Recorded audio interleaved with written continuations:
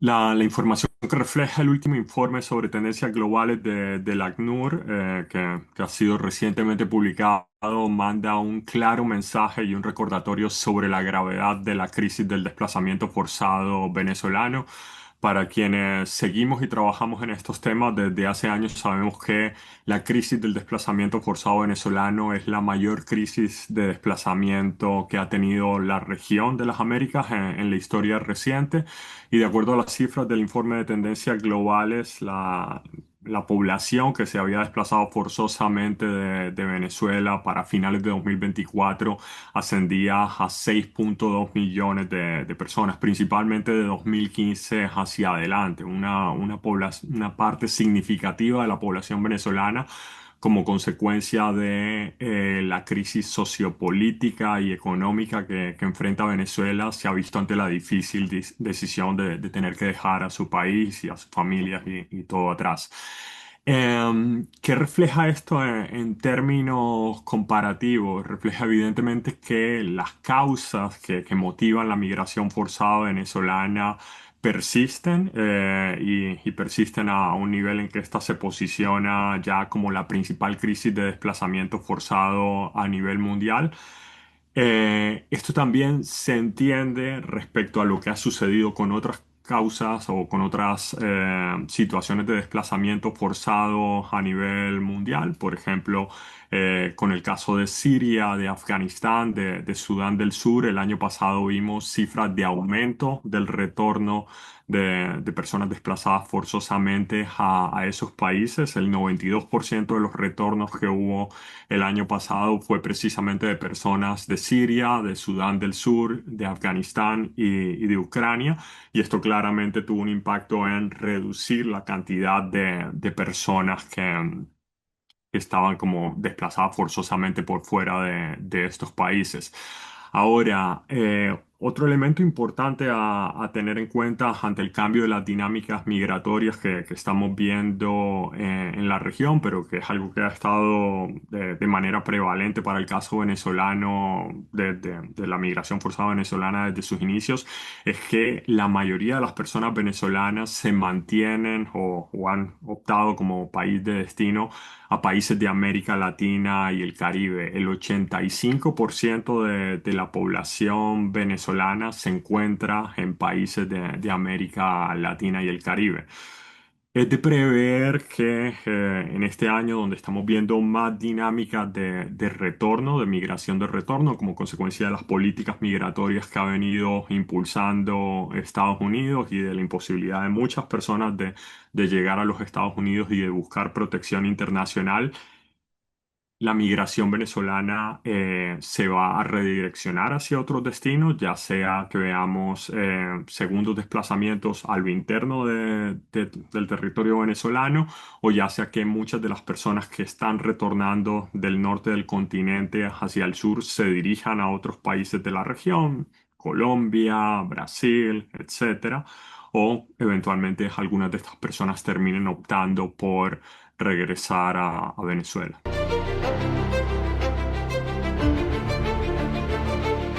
Yo creo que es una respuesta que hay que analizar en diferentes momentos y analizar desarticulando o viendo diferentes partes de las respuestas que los países de la región han tenido respecto a esta migración masiva de personas venezolanas. Primero que todo, yo creo que es muy interesante destacar que, teniendo en cuenta que de acuerdo a la plataforma R4B, que es donde se publica la información estadística más actualizada respecto al desplazamiento forzado de Venezuela, para finales del año pasado había cerca de 7,8 millones de personas que se habían desplazado forzosamente de Venezuela, y de esas 6,7 millones se encontraban en países de América Latina. Esto es sumamente interesante tener en cuenta porque en general la mayoría de las respuestas que los países de América Latina adoptaron respecto de esta población en sus inicios estuvieron dirigidas a permitir el ingreso de esta población a los territorios de esos países y en muchos casos en generar mecanismos de regularización para que esas personas pudiesen estar de manera regular en sus países. Esto no lo hemos visto desafortunadamente en otras situaciones de migración o desplazamiento forzado en la región. Por ejemplo, si uno piensa en las situaciones del desplazamiento forzado de personas de países de Centroamérica como El Salvador, Honduras, Guatemala o México o personas de Haití, a nivel regional no hemos visto respuestas como las que América Latina y el Caribe han dado para la población venezolana en términos de permitir el ingreso y de incluso habilitar vías de regularización para estas personas. No obstante, creo que también es importante tener en cuenta que muchas de las respuestas o de las políticas migratorias que se han adoptado para esta población han sido políticas de emergencia y políticas de corto plazo que tienden a posicionar a las personas venezolanas más como víctimas o como sujetos humanitarios y no necesariamente como sujetos de derecho. Entonces, esto termina teniendo un impacto en generar situaciones de dependencia y de vulnerabilidad de la población venezolana y dificulta la plena integración de estas personas en las sociedades de acogida que las reciben y también temas como la autosuficiencia que estas personas puedan tener en los países a los que se dirigen. Entonces, yo creo que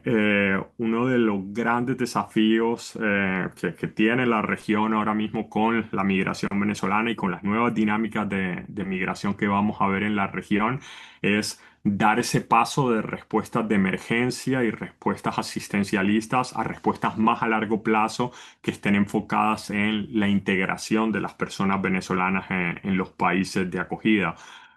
Otro de los elementos importantes a destacar a nivel regional en la respuesta a la población venezolana es, hemos visto diferencias notables entre las respuestas de gobiernos nacionales con las respuestas de gobiernos locales que han tomado el liderazgo o han tomado un rol proactivo en buscar integrar esa población venezolana que ha llegado a las ciudades, pero claro, persisten todavía desafíos en materia de la falta de capacidades institucionales, la falta de recursos y eso ahora en un contexto mucho más complicado donde tenemos una disminución muy significativa de la cooperación internacional que facilitaba muchas de estas respuestas para la población venezolana.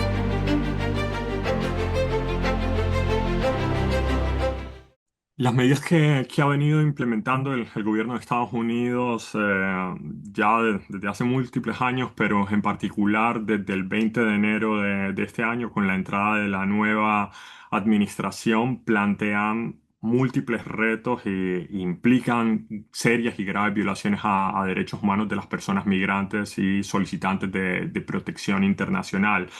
Eh, Algunos de los principales impactos que se han visto a partir de las medidas más recientes que ha adoptado Estados Unidos es, por ejemplo, prácticamente el cierre de los espacios de protección internacional, que tiene que ver con la posibilidad de que las personas que buscan protección internacional en los Estados Unidos o que intentaban llegar a los Estados Unidos para buscar protección internacional ya no tengan esas vías para solicitar asilo o solicitar algún otro tipo de protección en este país. Otra de las cuestiones que se ha visto como consecuencia de las políticas de detención y de deportación masiva que se han empezado a implementar tiene que ver con un uso automático y generalizado de la detención migratoria que en Estados Unidos suele ser manejada por empresas privadas que se están lucrando ampliamente como consecuencia de tener a personas migrantes, que muchas de ellas no han cometido ningún delito, tenerlas en detención para posteriormente deportarlas a otros países. Y en el contexto de las deportaciones que hemos visto desde enero de este año, hay otras múltiples violaciones a derechos humanos que se han generado. Personas que han sido deportadas a terceros países, como el caso de las personas venezolanas que fueron expulsadas y deportadas al centro de confinamiento al terrorismo y donde se encuentran incomunicadas desde mediados de marzo. Esto no solamente plantea serios desafíos en materia de violaciones al derecho a la libertad personal, en materia a derechos como el debido proceso o derechos relativos a la posibilidad de solicitar protección internacional en Estados Unidos, donde muchas de esas personas estaban a través de diferentes vías migratorias solicitando protección internacional porque se habían visto forzadas a salir de sus países. Pero además, como consecuencia de la detención en condiciones de incomunicación en las que se encuentran estas personas desde mediados de febrero. Múltiples organizaciones, tanto de la sociedad civil como órganos especializados de Naciones Unidas, han señalado que este tipo de comportamientos constituyen desapariciones forzadas. Este tipo de situaciones en el contexto de deportaciones no las habíamos visto antes, en la región. Entonces estamos viendo cómo estas políticas migratorias entre Estados Unidos y El Salvador o entre Estados Unidos y otros estados están generando nuevas dinámicas de desapariciones forzadas, que no teníamos antes. Otro de los elementos preocupantes, que generan estas políticas es el impacto de las políticas de externalización del control migratorio y donde Estados Unidos está presionando, o algunas veces incluso con la colaboración de estados de la región, llevando a cabo medidas que son claramente vulneratorias de derechos humanos de las personas migrantes, como el derecho a la libertad personal, el derecho al debido proceso, el derecho a solicitar y recibir asilo, el principio de la no devolución, la protección contra las desapariciones forzadas. Este tipo de cuestiones ahora se están dando en conjunción entre Estados Unidos y otros países de la región y esos son como algunos de los graves desafíos que estas medidas plantean en materia de derechos humanos, pero también en materia de protección de derecho internacional de los refugiados en cuestiones tan fundamentales como el principio de la no devolución.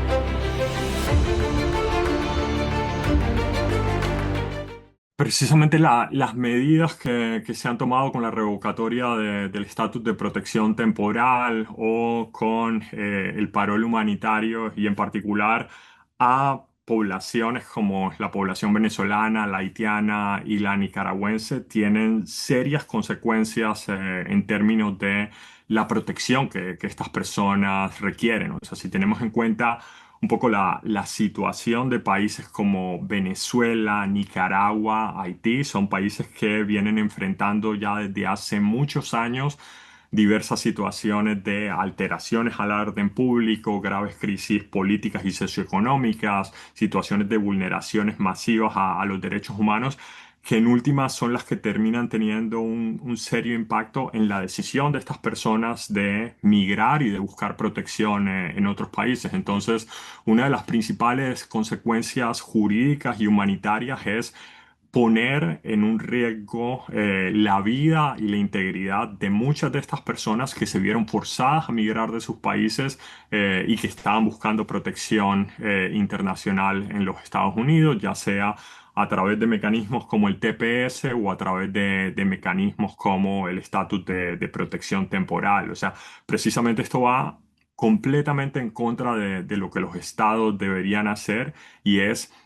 garantizar que las personas que requieren protección internacional, que las personas que están huyendo de situaciones que ponen en riesgo su vida o su integridad, puedan obtener protección en otro país, la protección que no obtienen en sus países. Entonces, esta es como una de las primeras cuestiones que pone en riesgo estas medidas que está adoptando el gobierno estadounidense. Incluso la posibilidad más aún de deportar a estas personas de vuelta a sus países de origen va claramente en contra de una norma de derecho internacional de los refugiados y de derecho internacional de los derechos humanos, como es el principio de la no devolución. Los estados tienen una obligación fundamental dentro del derecho internacional de no devolver a las personas a los países donde su vida, su integridad, su libertad estarían en riesgo de violación. Entonces, si estamos hablando de que estas personas que se les revoca el TPS o el parol humanitario puedan eventualmente ser devueltas o deportadas a países como Venezuela, Haití o Nicaragua, donde enfrentaban situaciones de riesgo, estaríamos también frente a una situación de poner a estas personas en riesgo de que su vida o su integridad sea violada o de que sean puestas en detención en centros donde claramente se practica la tortura u otras graves violaciones a derechos humanos. ¿Cuáles son como herramientas legales que se podrían utilizar? Básicamente ahí las respuestas estamos viéndolas mucho a través del litigio que están haciendo múltiples organizaciones de la sociedad civil en Estados Unidos, pero también por fuera de Estados Unidos para brindar protección a estas personas. Muchas de ellas son litigios que están en curso y se han visto algunas victorias importantes a nivel de cortes federales acá en Estados Unidos, pero todavía hay muchas cuestiones que están pendientes de resolverse por parte de la Corte Suprema de los Estados Unidos. Otro de los espacios importantes tiene que ver con el litigio que se puede hacer ante órganos de Naciones Unidas, órganos de tratados, pero también procedimientos especiales como son los grupos de trabajo o los relatores. Por ejemplo, ahí es bastante significativo las acciones que organizaciones de la sociedad civil, tanto de Estados Unidos como de El Salvador y Venezuela, han realizado con relación a la detención arbitraria y a la desaparición de las personas venezolanas que se encuentran en el SECOT, logrando pronunciamientos por parte de cerca de 13 procedimientos especiales de Naciones Unidas que lo hicieron de manera conjunta. Y otras acciones tienen que ver con las acciones que se puedan realizar ante el Sistema Interamericano de Derechos Humanos, la Comisión Interamericana de Derechos Humanos principalmente, a través de medidas como las medidas cautelares o los casos. El desafío frente a esto es qué tanta capacidad de respuesta y voluntad de responder van a tener los órganos, sobre todo frente a los retos políticos que implica la defensa de los derechos de las personas migrantes y refugiadas, cuando a quienes estamos enfrentando es a un país tan poderoso como Estados Unidos y un país que básicamente está dejando de lado todas las opciones del multilateralismo.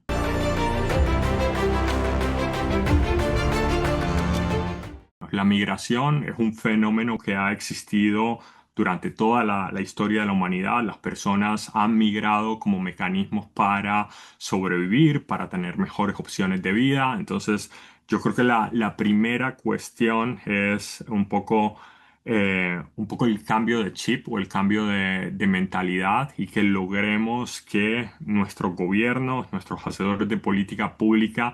dejen esas visiones rápidas y sencillas de ver la migración como una crisis, de ver la migración como un problema, como una amenaza, y desde respuestas que buscan contener o rechazar a la migración. Lo que es necesario es pasar a un enfoque en donde normalicemos la migración. Y un poco como sugiere Hein Haas, que es uno de los grandes autores y estudiosos en materia de migración internacional, la migración es una parte intrínseca de los procesos de cambio social. ¿Cómo integramos eso en la mentalidad de nuestros gobiernos y de nuestras sociedades como algo normal y no como una amenaza, como algo que tiene que ser gestionado y no como algo que tiene que ser contenido? O sea, en otras múltiples esferas de política pública hemos visto cómo las políticas de contención y de rechazo han planteado fracasos súper significativos, pero aún así vemos que en la actualidad las políticas que se hacen respecto de la población migrante en muchos países de la región precisamente están enfocadas en hacer ver a la persona migrante como el chivo expiatorio de todos los males de nuestra sociedad. Y por lo general, o en la mayoría de los casos, basándose en desinformación o sin evidencia que sustente esas políticas. Entonces, más allá de pasar a ese enfoque de normalización y de gestión de la migración y de manejar la migración con herramientas migratorias y no con herramientas de disuasión y de contención, algunas de las cuestiones que los estados tienen que hacer para tener un abordaje más integral de la migración es, bueno, abordar cuáles son las causas que llevan a que las personas migren de sus países, también atender cuáles son las causas que generan que las personas se desplacen forzosamente de sus países. Otro de los elementos tiene que ver brindar protección, en particular protección internacional, a las personas que llegan a otros países buscando protección internacional. ¿Por qué? Porque estas personas tomaron esa difícil decisión debido a que no encontraban protección para su vida o su integridad en sus países de origen. Y uno de los elementos muy importantes, y creo que lo hemos visto en cierta medida con la respuesta a la migración venezolana, es promover y ampliar las vías para la migración regular. O sea, hay múltiples canales que los estados pueden utilizar para que las personas puedan migrar de manera regular y en particular las personas en mayores situaciones de vulnerabilidad que puede ser, que son aquellas para las que es más difícil migrar. Entonces, utilizar mecanismos de migración laboral, utilizar mecanismos de reunificación familiar, utilizar visas para la educación, utilizar también los mecanismos de protección internacional, que las personas puedan solicitar asilo en otros países, que puedan ser reasentadas. Los estados disponen de esas herramientas. Y por último, una cuestión que es importante tener en cuenta dentro de este abordaje más integral de la migración y sobre todo frente a los retos que estamos viendo, tiene que ver con la llegada de población extranjera y más cuando se da en números significativos y si no hay buenas políticas por parte del Estado, evidentemente puede generar situaciones de tensión social y mal controlada puede incluso llevar a situaciones de xenofobia. Entonces, en ese sentido, es importante también un trabajo proactivo por parte de los estados en cambiar la narrativa alrededor de la migración, en mostrar cuáles son esos efectos positivos que las personas migrantes traen a nuestras sociedades, en humanizar a la persona migrante, en mostrar cuáles son las contribuciones que las personas migrantes tienen para el desarrollo de nuestros países, el impacto que tienen, el impacto significativo y positivo que tienen en nuestras economías. O sea, hay que deconstruir muchos de los mitos negativos que hay alrededor de la migración a partir de poner en la discusión pública esa información que nos puede dar una narrativa diferente sobre la migración.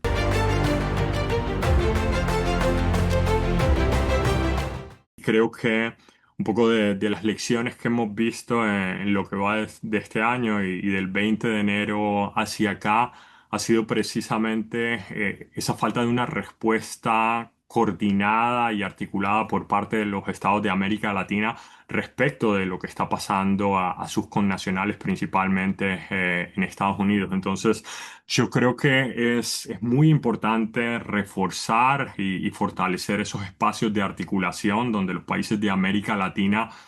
definan cuáles van a ser como sus líneas mínimas en materia de protección de su población migrante y refugiada, revalidar el multilateralismo, o sea, probablemente o muy seguramente es muy difícil que países individuales de la región se planteen o planten cara a grandes potencias internacionales, pero quizás podemos o muy seguramente podemos obtener otras cuestiones si la región actúa de manera articulada frente a políticas unilaterales que se estén adoptando por parte de ciertos países en la región. La otra cuestión es, estamos viendo claramente una reconfiguración de las dinámicas migratorias y un redireccionamiento de los movimientos migratorios y esto implica quizás una nueva redistribución de los flujos hacia los países de la región o una mayor llegada hacia los países de la región. Como decía anteriormente, los estados pueden responder a esto desde políticas de emergencia y de corto plazo o pueden responder a estas nuevas dinámicas desde políticas más a largo plazo, estructurales, y donde piensen, esta es nuestra nueva realidad, muy seguramente es la realidad que vamos a tener hacia adelante respecto de población migrante y refugiada. ¿Cómo hacemos para gestionarla de manera adecuada? ¿Cómo hacemos para que las políticas que adoptamos tanto en materia migratoria como en otros planos que tienen un impacto sobre la población migrante generen el mayor beneficio para nuestras sociedades, pero también para esa población migrante que está buscando quedarse en nuestros países? Un último elemento que creo que es importante tener en cuenta es el nuevo escenario también plantea graves desafíos en materia de financiamiento internacional. Los recursos que antes se tenían para generar políticas o programas para la población migrante y refugiada ya no se cuenta con los mismos recursos, están seriamente disminuidos desde principios de este año. Entonces esto implica nuevas discusiones respecto de los estados de cómo vamos a responder a las necesidades que se requieren para esa población que está llegando a nuestros territorios, pero también para la población que las está recibiendo y hacer políticas pensando no solamente en migrantes y refugiados, sino en el conjunto tanto de migrantes y refugiados como de comunidades de acogida. Y eso implica buscar opciones con nuevas fuentes de financiamiento, con banca multilateral, con el sector privado, de manera que logremos maximizar los beneficios que la migración puede generar en nuestras sociedades.